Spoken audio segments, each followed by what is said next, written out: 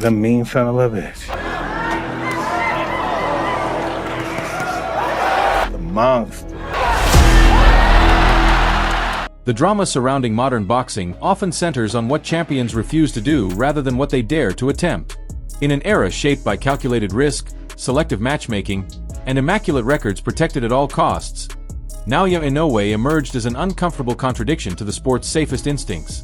While many great fighters of the past decade perfected the art of avoidance, Inoue perfected something far rarer: confrontation at the highest possible level, again and again, with no erosion of dominance.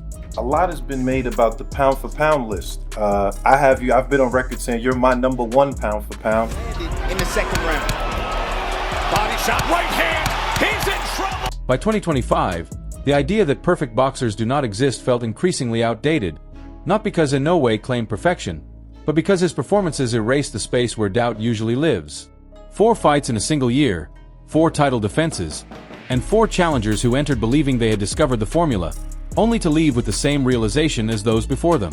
What separated Inoue from the myth of invincibility that surrounded fighters like Mayweather was not simply that he kept winning, but that he kept risking everything while doing so, turning each defense into a proving ground rather than a formality.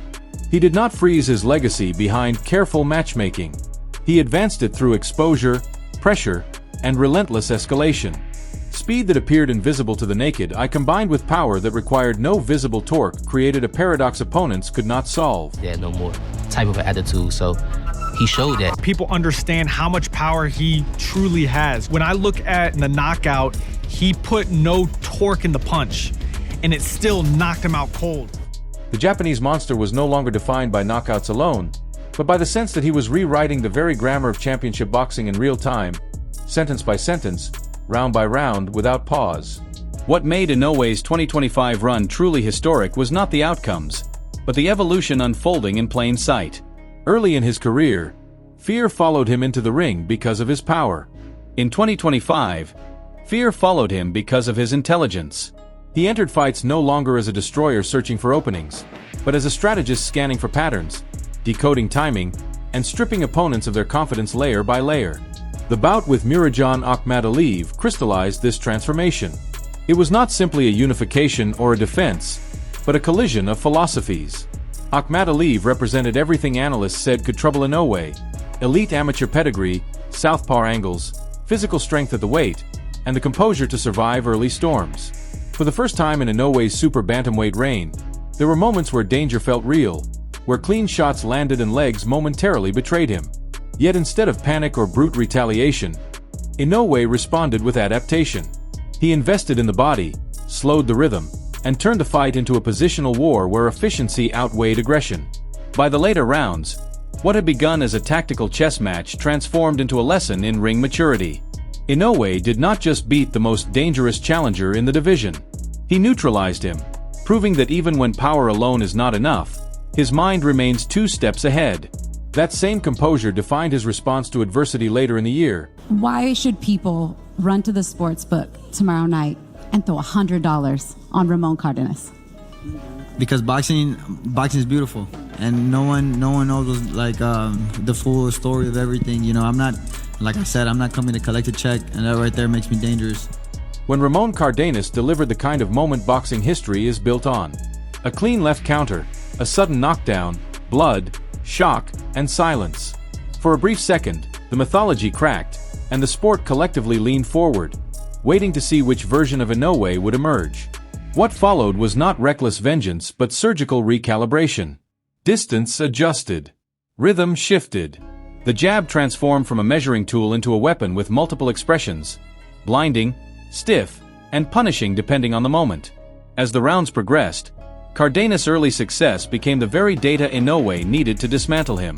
By the time the stoppage came, it felt inevitable, not because of raw force, but because Inoue had absorbed the chaos and reshaped the fight around his own logic. Defense tightened to near invisibility, with subtle torso movements, perfect chin placement, and angles that smothered counters before they could form.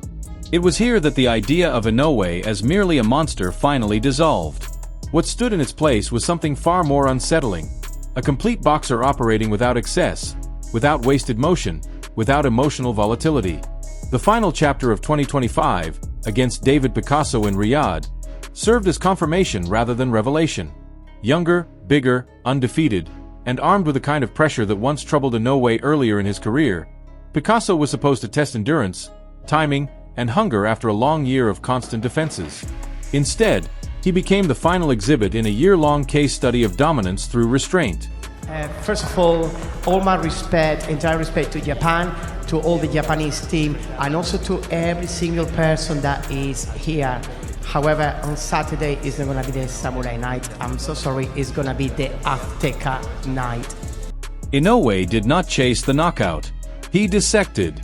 He controlled distance, punished the body, broke the guard, and dictated tempo until the fight resembled a masterclass rather than a contest. Picasso's courage never wavered, but courage alone cannot solve a problem this precise.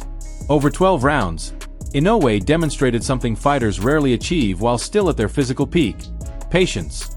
By spreading his energy across the full fight, maintaining power without urgency, and refusing unnecessary risk, he showed that his evolution was complete. This was not the monster swinging wildly for endings. This was a surgeon operating within millimeters, confident that domination does not always require destruction. By the end of 2025, Naoya Inoue's legacy had crossed a threshold. He was no longer defined by comparisons or hypotheticals. He had done what many champions avoid, fighting 4 times in a single year against legitimate threats, at an age when most elite fighters slow their schedules to preserve longevity. He did not protect his record by narrowing the field.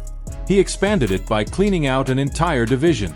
His rise reshaped boxing culture in Japan and beyond, proving that greatness is not static. Naoya Inoue's success has been incredible for Japan. Doing it to be inspired, and Japan has always had excellent fighters. Fighters with a lot of heart, fighters who come and give you everything in that ring, but all of a sudden, they're like, hey, we can be pound for pound. But earned through constant evolution. Inoue's story is not one of perfection achieved, but of perfection pursued relentlessly, even at the risk of exposure. And that is precisely what separates him from those who came before. As the sport looks toward the future and whispers of megafights begin to grow louder, one question now hangs over boxing itself. How do you prepare for a champion who no longer relies on power, speed, or fear alone, but commands all three with absolute control? If this is where Inoue stands now, what happens when he takes the next step? If you enjoyed this deep dive into the rise of Naoya Inoue and the season that redefined his legacy, let me know what stood out to you most. Do you believe this version of Inoue surpasses every modern pound-for-pound standard? Or is there still another level waiting to be unlocked? Share your thoughts, drop your predictions for his next fight, and if you want more long-form boxing stories told like this, make sure to like, subscribe, and stay tuned for what comes next.